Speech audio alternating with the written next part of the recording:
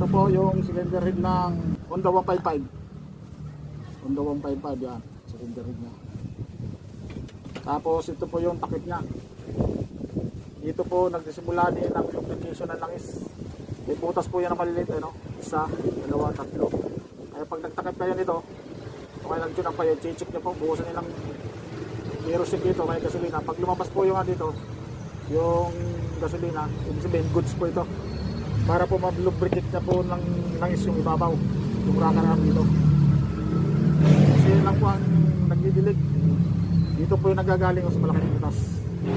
Dito po yung lumalabas yung langis.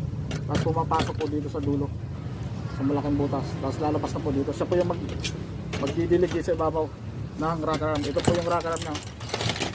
Yan. Ito po yung rocker arm ng 155. Dito po yan sa ibabaw nakalagay. Ganyan po yan. Yan. Kaya didiligan na po yan. Kasi pag wala pong lubrication ng langis, iingay din po. Minsan napuputpud yung mga dulo o kaya lumalaki ang clearance ito. Kasi kinakain, nasusunog. Yun po yun. At saka uusok. Tuwanong yung valve seal, hindi na mapaliguan ng langis, nasusunog. Yan po mga dahilan yan.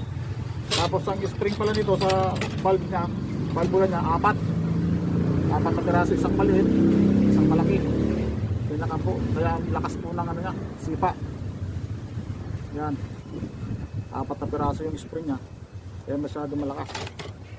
Yan. Tapos dalawa lang din ang valvula niya. Ganito. Dalawa lang, itik-tik at saka exhaust. Hindi katulad sa mga bagong labas ngayon, na mga na 4 valve na. Sa kanila dalawa lang. Pero pares lang din tumatakbo. Ayan. At saka hindi siya timing chain. Push rod. Ito dalawa nagpapaangat ng rocker na. Galing sa baba, sa pataas. Yun lang.